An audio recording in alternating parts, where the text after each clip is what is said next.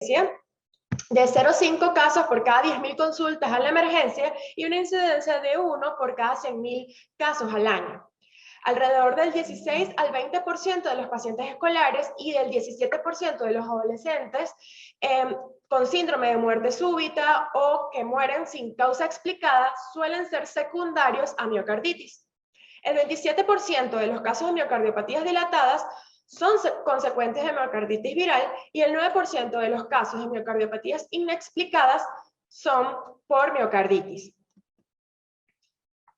En cuanto a su fisiopatología, no está pasando. Ahora sí. En cuanto a su fisiopatología, no está bien claro por qué ante una infección viral existen individuos que desarrollan miocarditis y otros no. Sin embargo, algunas cosas que se han podido descubrir en la investigación y otras que todavía están en estudio, se determina que existen factores predisponentes como la presencia de cofactores de adhesión del virus, como la presencia de receptores virales en los tejidos, para que algunos pacientes puedan manifestar la miocarditis o no. Se necesita que el virus atraviese la célula miocárdica y esto va a estar dado por la expresión de receptores virales, como por ejemplo el receptor CAR, que es el receptor de Coxsackie adenovirus receptor, que está presente en la célula miocárdica y que esto va a permitir que haya invasión viral. Una vez que el virus invade la célula miocárdica, va a generar un daño miocárdico local y va a dar respuesta a lo que sería la inmunología, la respuesta inmune innata, activando a las células natural killer, como las que vemos acá señaladas en amarillo, y a los macrófagos. ¿Okay? Simplemente con la presencia de virus y la replicación de los mismos a nivel del cardiomiocito. Pero una vez que el cardiomiocito está infectado por virus, puede generar o podemos clasificar o decir que la fisiopatología tiene una fase aguda y subaguda. En la miocarditis aguda, en las fases iniciales que va desde el día 4 al día 14, vamos a tener que esta invasión viral puede desarrollar una respuesta inmunológica dada por la activación de factores proinflamatorios como las interleuquinas, sobre todo la interleuquina 1, 2, 6, 12 y 17, factor de necrosis tumoral e interferón, que me van a dar una respuesta que puede darse disregulada y generar una tormenta inflamatoria a nivel local. Además de la activación de los linfocitos T por las células presentadoras de antígeno, que están presentes acá. ¿Qué sucede? Cuando el virus, los antígenos virales están en la célula, también hay una respuesta inmunológica y se generan anticuerpos. Estos anticuerpos pueden generar un mimetismo y hacer que todas estas células inflamatorias ataquen si bien al antígeno, pero que también ataquen a los anticuerpos y se genera tanto daño al virus, pero también a la célula miocárdica. Entonces se genera una inflamación. Sin embargo, en todo este proceso inmunológico que se desarrolla, se van a generar anticuerpos neutralizantes que me van a permitir que, bueno, que el sistema inmunológico neutralice esta carga viral y se deje la replicación y poco a poco vayamos a la recuperación, ya sea que quedemos con secuelas a nivel cardíaco o que se haga una recuperación íntegra. Sin embargo, hay algunos casos donde tendremos la fase subaguda que va después del día 15, en donde va a haber una permanencia de una forma, digamos, viciosa de este estado proinflamatorio y la tormenta inflamatoria permanece. Y es allí donde se va a dar lo que sería el remodelamiento cardíaco y que nos desencadenaría ya una miocardiopatía crónica dilatada y son pacientes que van a tener ya alteración en su función ventricular de forma crónica. Estas son, digamos, las formas en las que puede evolucionar la enfermedad. Ahora, ¿cuál es la etiología de la miocarditis? En cuanto a la fisiopatología, me enfrasqué en virus. Y es porque la miocarditis puede estar causada por diversos agentes etiológicos o no infecciosas, pero la etiología viral es una de las causas más importantes. Sin embargo, existen muchísimos casos descritos donde se presenta miocarditis y no se logra determinar la causa subyacente. También es el resultado de respuestas postinfecciosas y los virus más recurrentes o los más relacionados a miocarditis tenemos que son los enterovirus, el herpes virus humano 6 y 2, adenovirus, Coxsackie, virus de inmunodeficiencia humana, el citomegalovirus y también se ha descrito hepatitis C. En cuanto a causas no virales como bacterianas, tenemos difteria, meningococo, estreptococos. En hongos tenemos la candidiasis, el aspergillus. También en parásitos el mitiasis, la enfermedad de Chagas, toxoplasmosis, pueden causar miocarditis. Y incluso existen causas de miocarditis farmacológica, como por ejemplo algunos antibióticos como las penicilinas, y también se ha visto asociada a síndromes hiperosinofílicos o enfermedades autoinmunes como arteritis de Short-Strauss y este tipo de entidades. Ahora, hoy en día, en el presente actual, en el contexto epidemiológico que estamos viviendo, además de esos virus que mencioné, se ha descrito que el virus del SARS-CoV-2, el causante del COVID-19, también está jugando un rol protagónico como causa o que tiene entre sus múltiples afecciones la afectación cardíaca. Entonces, en cuanto a la etiología de miocarditis por el SARS-CoV-2, tenemos que saber que bueno, el virus SARS-CoV-2 es un virus ARN monocatenario que cuando ingresa al organismo para poder causar la infección, él lo que hace es que se une a los receptores de angiotensina 2, a los AC2, los receptores AC2, para poder ingresar a la célula y así poder replicarse, promover mayormente esta adhesión viral y causar toda su fisiopatología para poder causar la infección. ¿Qué sucede? La célula cardíaca es altamente rica en receptores AC2. Estos receptores son más predominantes mientras más avanza en la edad. Y es por eso que la miocarditis por SARS-CoV-2 quizás se ve mayormente expresada en pacientes mayores, pero evidentemente los niños también pueden tener afectación. Entonces, el virus se adhiere a este receptor AC2 y es allí donde va a ingresar a la célula cardíaca y al igual que la fisiopatología que hemos descrito anteriormente, va a generar una respuesta inmunológica, una tormenta inflamatoria que me va a generar reducción de la función cardíaca que pudiera generar miocarditis, derrame pericárdico, puede generar arritmias y dilatación de las coronarias o aneurismas, porque la afectación cardíaca del COVID quizás no está solo determinada al músculo cardíaco para la miocarditis, sino que puede generar otro tipo de afectaciones cardiovasculares. Y esta afectación también puede dividirse en una fase aguda y una fase hiperinflamatoria. Y en la fase aguda es cuando el virus entra a la célula y causa la inflamación solamente por la replicación viral en el tejido cardíaco, y la fase hiperinflamatoria es cuando se da esta tormenta de citoquinas que me va a generar toda esta respuesta disregulada que ya hemos discutido. En cuanto a las manifestaciones clínicas de la miocarditis, la verdad es que es un espectro muy grande de sintomatología que puede ir desde casos asintomáticos o subagudos que pueden incluso pasar desapercibidos y nada más evidenciarse las manifestaciones clínicas de la infección viral per se, hasta síntomas respiratorios, síntomas extracardíacos gastrointestinales, fiebre, dolor torácico, y quizás estas manifestaciones van a estar un poco más relacionadas dependiendo a las 4 formas clínicas que están descritas de la miocarditis. Tenemos la asintomática subaguda, donde básicamente no vamos a ver manifestaciones clínicas. Tenemos la forma aguda, donde podemos ver afectación cardíaca tempranamente. Vemos que puede haber disnea como manifestación clínica, dolor torácico, además de esos síntomas extracardíacos asociados.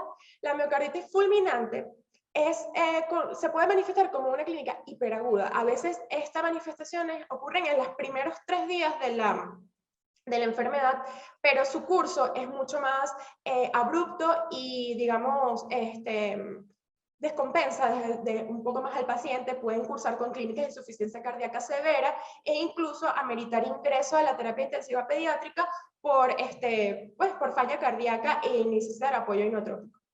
Y la miocardiopatía crónica dilatada es cuando este daño en el miocardio, como habíamos explicado, se hace persistente, ya puede causar fibrosis, afectación de la función ventricular y el paciente cursar ya con dilatación de las cámaras cardíacas de forma persistente y que sea una clínica que ya quede en cronicidad con el paciente y una afectación a largo tiempo. ¿Cómo diagnosticamos la miocarditis? Bueno, como cualquier entidad, primero lo principal es la anamnesis, una buena historia clínica detallada, un buen interrogatorio, un examen físico exhaustivo. Para pues, determinar la posible agente infeccioso etiológico viral o, si no es el caso, las otras llaves diagnósticos de las posibles etiologías que me pudieran estar causando esta clínica. Ahora, de estudios para clínicos que nos podrían ayudar a corroborar o descartar diagnóstico, tenemos la radiografía de tórax, en donde podemos tener diferentes tipos de hallazgos. La cardiomegalia es uno de los hallazgos más frecuentes, se pudiera ver hasta en más de un 50% de los pacientes, y lo que vamos a tener es que puede estar dada, ya sea por dilatación de las cámaras, o por derrame pericárdico que haga que la silueta cardíaca que evidenciamos en la radiografía se vea aumentada de tamaño. Además de la cardiomegalia, también podemos ver derrame pleural, también pudiéramos ver congestión venocapilar, además de edema pulmonar, como hallazgos asociados. Otro estudio de extensión que es muy útil es el electrocardiograma, que puede manifestar alteraciones hasta en el 98% de los pacientes que cursan con miocarditis. Sin embargo, las alteraciones pueden ser variadas dependiendo del grado de afectación miocárdica o ventricular que esté presentando el paciente. Y estas manifestaciones pueden ir desde taquicardia sinusal, podemos ver complejos QRS hipovoltados, podemos tener alteraciones en la onda T. Además, también podemos ver bloqueos AB y arritmias severas como taquicardia supraventricular o otro tipo de arritmias en el paciente. El ecocardiograma es bastante útil para el diagnóstico de esta entidad, porque allí vamos a ver la afectación miocárdica, por la función ventricular como tal, si hay dilatación o no de cavidades,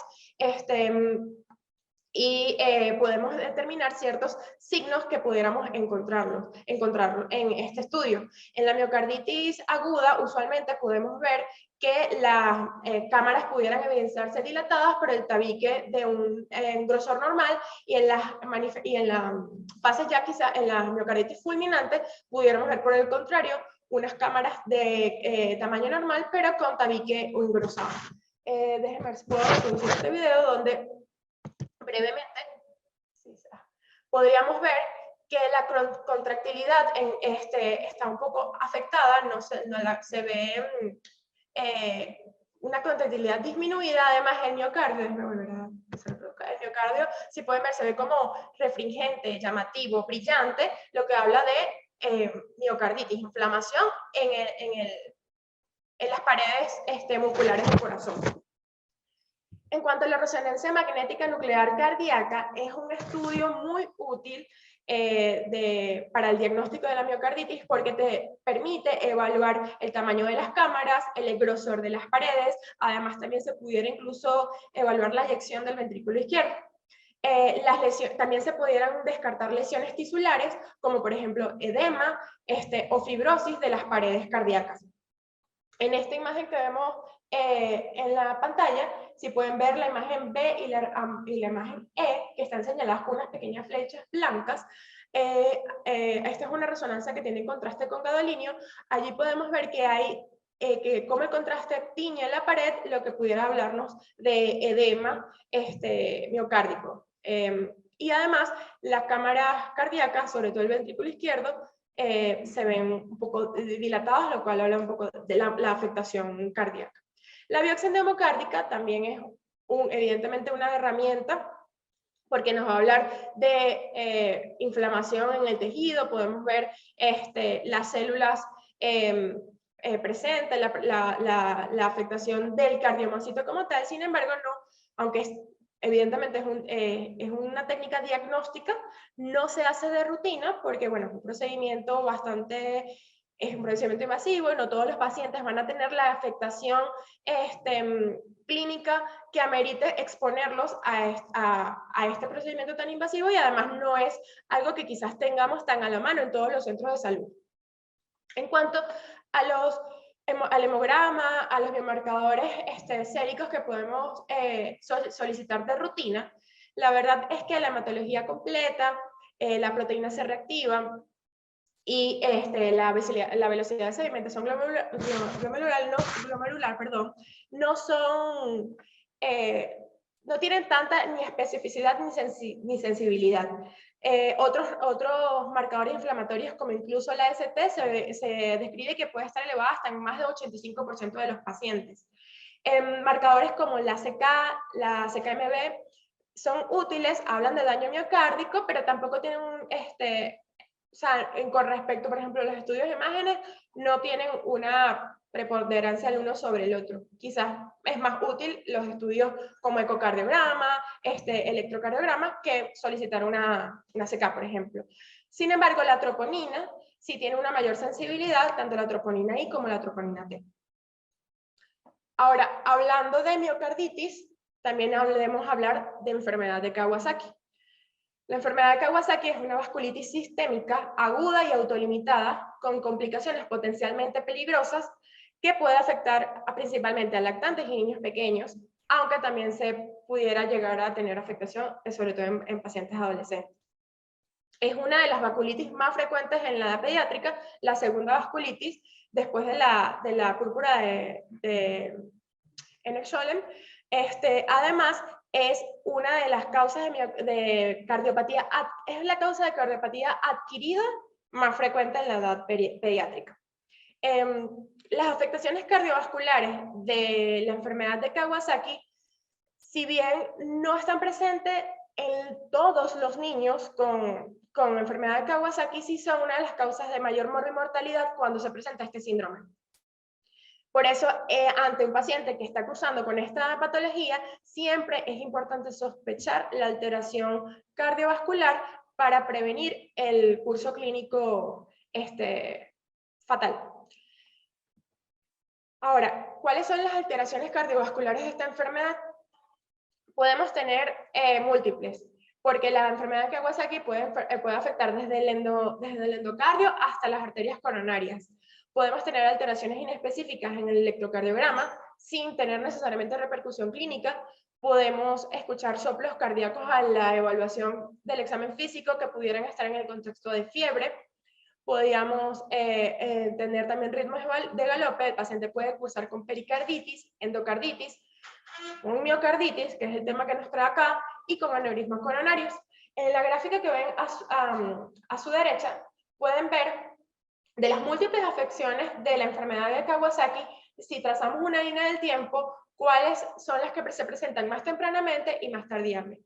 Vemos en la mitad de la imagen miocarditis. La miocarditis se presenta en casi la totalidad de todos los pacientes que cursan con la enfermedad de Kawasaki y se presenta de forma aguda, en las etapas tempranas de la enfermedad. Ya otras alteraciones cardiovasculares, como por ejemplo los aneurismas, se presentan un poco más tardíamente en cuanto va avanzando la enfermedad. La miocarditis, la severidad de la misma va a depender del grado de afectación, sobre todo ventricular. Pueden ser bastante leve, sin dejar repercusión, así como que también puede tener un curso más desafortunado. Ahora, como sabemos, la enfermedad de Kawasaki, que es un síndrome sistémico inflamatorio, y en el contexto actual que hemos tenido la oportunidad o deber desarrollarse el SIMS, el síndrome inflamatorio multisistémico post-COVID, que incluso al inicio de la pandemia por el COVID-19 se empezó a sí, pues evidenciar que estos niños cursaban con síndromes muy parecidos a la enfermedad de Kawasaki, sin cumplir todos los criterios de un Kawasaki completo, y empezó a evidenciar que eran todos niños que habían padecido la infección por COVID-19 semanas previas, y como una respuesta post-infecciosa desarrollaban este síndrome inflamatorio. Entonces, podemos tener afectación miocárdica en la enfermedad de Kawasaki, en la enfermedad aguda por COVID-19 y como respuesta post-infecciosa en el síndrome inflamatorio multisistémico post-COVID. En estas tres entidades, de forma, en estos, digamos, en tiempo dependientes, en diferentes tiempos, podemos ver afectación cardíaca.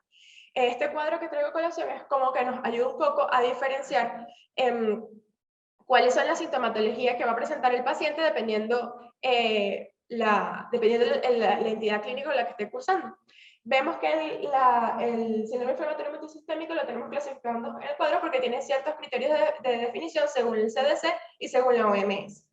Esto es lo que nos define cada entidad para poder diagnosticarlo, la definición como tal, pero tenemos, además de la definición, la afectación multisistémica y cardíaca. En cuanto a la afectación cardíaca, vemos que en la infección aguda por COVID podemos tener evidencia tanto de pericarditis o miocarditis por la afectación y la replicación viral dentro de la célula cardíaca. En el síndrome inflamatorio multisistémico post-COVID vamos a tener una respuesta inflamatoria exagerada, como disregulada posterior a haber padecido el COVID, y ahí vamos a tener una severa alteración de reactantes de fase aguda y de biomarcadores específicos cardíacos como el ProBNP. También podemos ver cambios electrocardiográficos como bloqueos, alteraciones de la conducción. Podemos ver elevación del segmento CT por cambios que responden a isquemia. Además, podemos ver alteraciones ecocardiográficas, ya sea por alteración coronaria como por disfunción ventricular. Y en el Kawasaki vamos a ver que pueden tener, como habíamos mencionado, alteración coronaria, alteración del músculo cardíaco, miocarditis, y podemos tener algunas alteraciones electrocardiográficas inespecíficas, tanto en el Kawasaki completo como en el Kawasaki incompleto. Ahora, ¿cuál es el tratamiento de la miocarditis? Primero, bueno, medidas generales. Todo paciente que sospechemos miocarditis usualmente debe ser un paciente que debe ser hospitalizado para monitorización por el alto riesgo de descompensación del cuadro clínico que puede tener. Debemos monitorizar, dar oxigenación, mantener el reposo, ya que se ha comprobado que con el reposo evidentemente disminuye la demanda de oxígeno y también disminuye la replicación viral, por lo cual vamos a tener menor afectación local por el virus. Vigilar la ventilación, perfusión y homeostasis del paciente para mantenerlo, digamos, desde un punto de vista clínico estable. Ahora, como sabemos, la miocarditis puede ser causada en su mayoría por afecciones virales, por lo cual también dentro del plan de trabajo debemos tratar la causa subyacente que nos está generando la miocarditis. Y si son patologías virales con tratamientos específicos, pues evidentemente eso tiene que estar dentro de nuestro plan de trabajo. El manejo de soporte va a depender del grado de afectación que hemodinámica o ventricular incluso que tenga el paciente. Y de allí vamos a hacer mano de ciertas medidas terapéuticas para compensar la sintomatología con la cual nos esté cursando.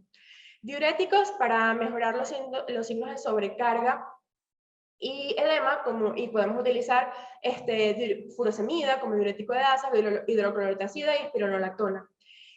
Los inhibidores de la enzima convertidora de angiotensina nos pueden ser útiles porque disminuyen las resistencias vasculares sistémicas y además nos ayudan a prevenir el remodelamiento cardíaco. Los betabloqueantes no selectivos como el carvedilol está descrito que pueden ser beneficiosos en pacientes sobre todo que se encuentran hemodinámicamente estables, y se ha visto un buen curso con los pacientes en los cuales se les ha indicado este tipo de fármaco.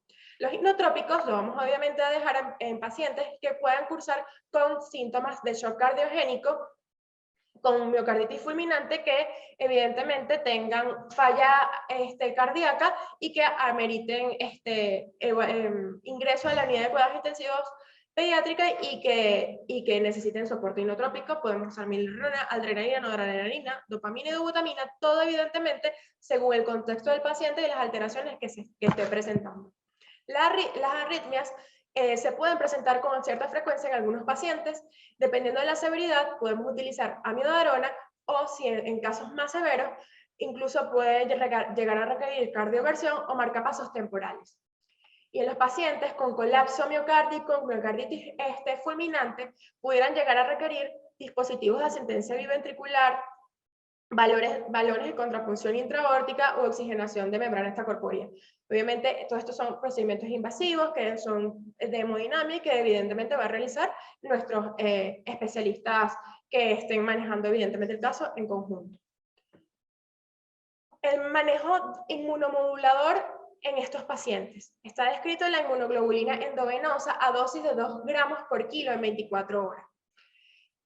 Esto se ha visto que mejora la sobrevida y la función ventricular en los pacientes. Sin embargo, aún sigue siendo terapia entre comillas, controvertida, porque hay literatura que dice que no hay suficiente evidencia que habla de la verdadera eficacia de este tratamiento.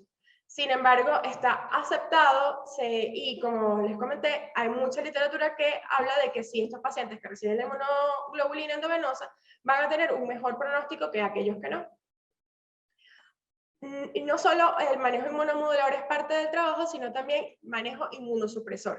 Y de allí vamos a tener diferentes agentes como ciclosporinas, azatropina o prednisona. Sin embargo, este tratamiento debe ser evaluado en el contexto del paciente, porque si tenemos un paciente con una infección viral activa, podemos afectar la replicación viral y más bien ser contraproducente e inmunosuprimir al paciente en ese momento y tener una respuesta poco deseada. Entonces tenemos evidentemente que trabajar en conjunto. La miocarditis es una patología que evidentemente el pediatra es el primer agente de choque al paciente y quien va a diagnosticar, pero como vemos es una patología que vamos a trabajar en conjunto con cardiología, con infectología y evidentemente, si de ser necesario, con terapia intensiva pediátrica, además de otras especialidades dependiendo de la afectación que pueda tener el paciente.